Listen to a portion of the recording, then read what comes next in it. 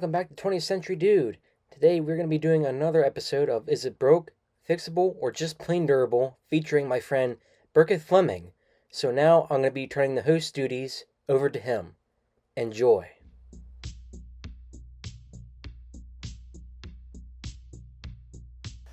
Hello, vintage fans. Welcome to another episode of Is It Broke, Is It Fixable, or Just Darn Plain Durable. This week, we're going to talk about the 8-track. It's also known as Stereo 8. Oh boy. It was first introduced in the 60s. Its heyday was the 60s and 70s. It was one of the first portable music formats, and it was enjoyed for its compact size and durability. It was invented by William Lear, known for the Learjet Corporation.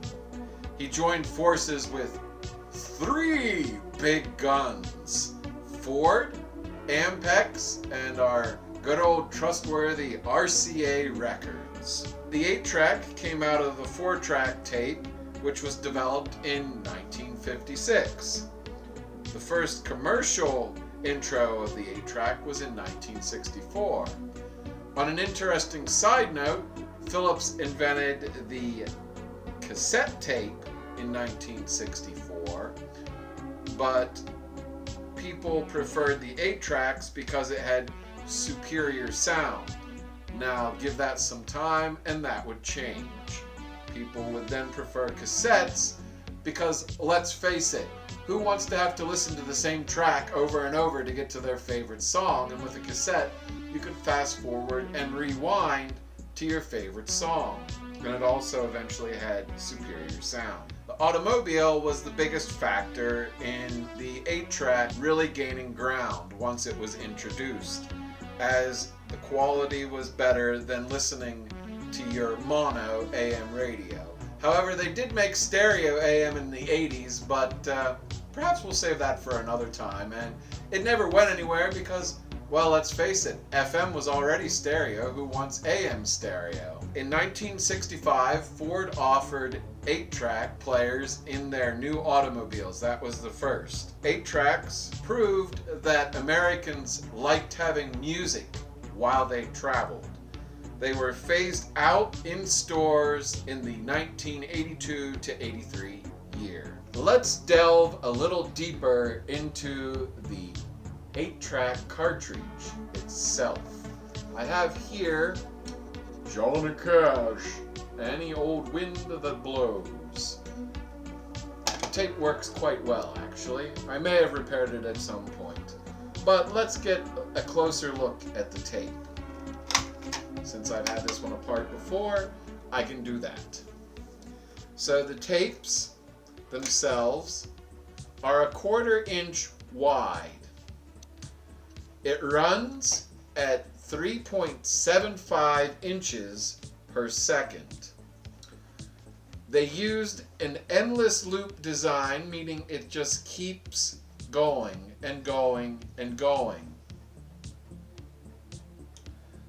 It was the audio quality was more on par with FM, so that made it great for in the vehicles. In this area here, there would be pressure pads, which creates better audio quality. Though, being these things are 50 years old now, most of the pressure pads need replaced and create a lesser audio quality. People also comment on them using the hard plastic rollers and that the rubber ones work better. The tapes themselves are split into 4 tracks, and there is a left and right stereo channel, so you have 2 tracks for each track, creating the stereo for all 4 tracks. Let's stick a tape in the player and see what it does, shall we? Now this particular player is only a monaural model.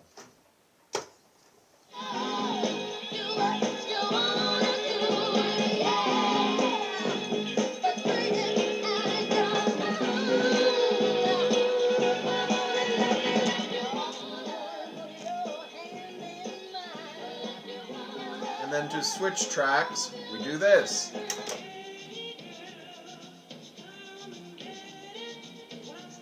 You can actually see the number there on the player.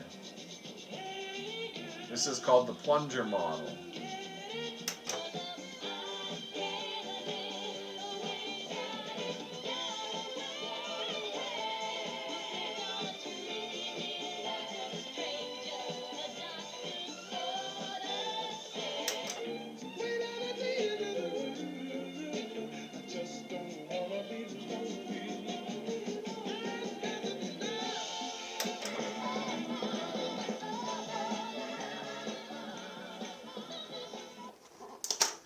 So that's nice to be able to just pull it in and out and have it turn on and off. Another one of the downfalls to this format was them splitting a song in half between tracks. That was kind of annoying. Though, as we said in our CED episode, or maybe we didn't, they also had a tendency to cut scenes off and make you flip sides in very odd places. This here is an example of a 4-track player, and this is a tape. This particular model would have been used more for radio, and as you can see on the back, the wheel came up from the player to play the cartridge. Now this particular model was the biggest model they made, the 6-inch tape cartridge. It was the largest model they made, width-wise. You just stuck it in there. The wheel came up through, and then it played.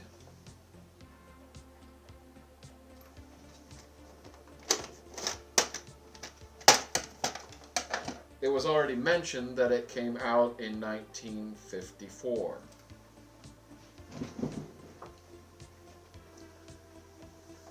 You also have your cartridge head cleaners, which come in handy for a quick clean on your players. When you see this with VCRs as well, especially with older rental tapes. The heads tend to get muddy with the oxide coming off of the tapes. So then the head cleaner cleans up a bit of that oxide. And some of the time, though, you have to go a little deeper than just a quick clean with the player. And then we also have the head demagnetizer for demagnetizing the heads. When your audio gets a lot of warble, some of the magnetic field from the tapes is worn off on the head, so the demagnetizer takes care of that. I've never actually used a model like this. The model that I had did not have a cord coming out of it.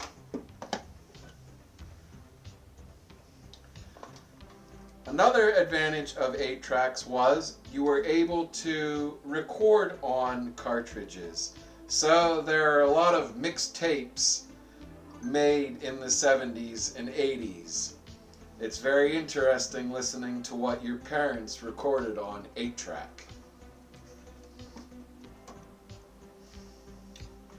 One of 8-track's downfalls in its later years is the foil that changes tracks on them.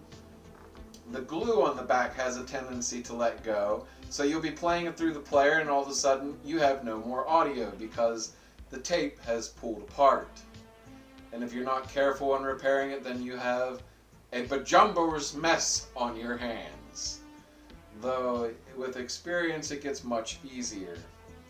Or another issue is that it may just keep playing the same track over and over again. Getting some of the cartridges apart isn't easy either, as you have to literally grind down the rivets on the tapes.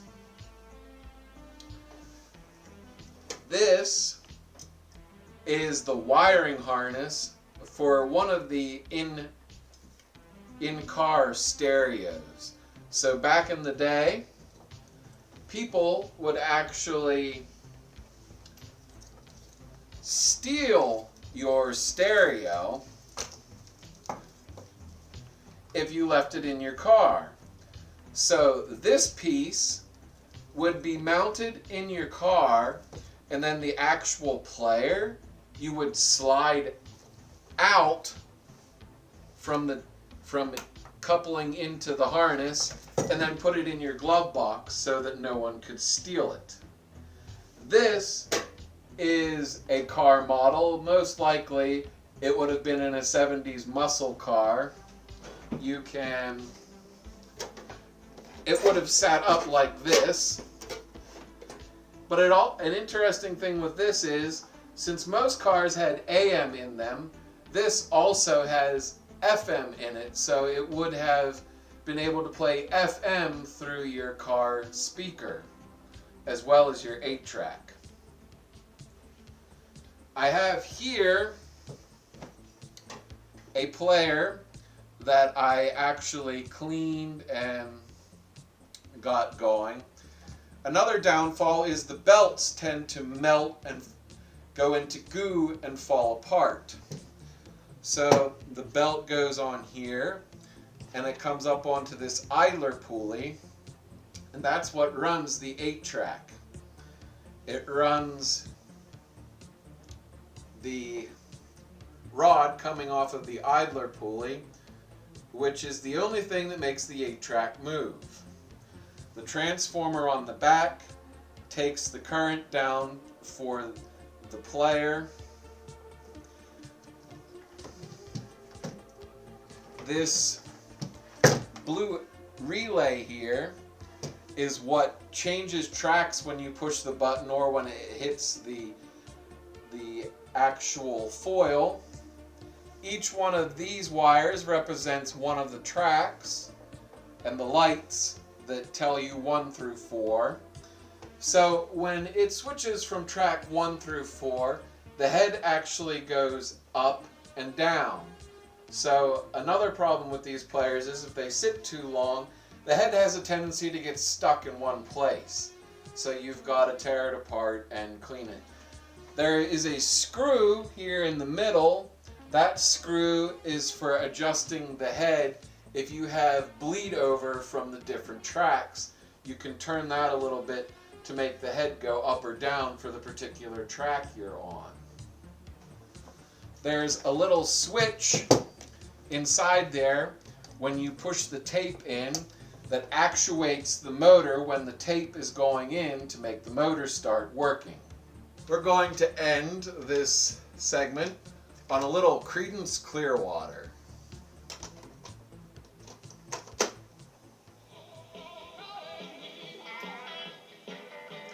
They used many different formats on 8-track: country, rock, western, blues. Some 8-tracks, if they've never been opened, are actually worth quite a bit. 8-Track Heaven was a good website for information on the 8-track and people that followed 8-track and really liked 8-track. However, I can't seem to find if the website is still active at this day and point. Hello?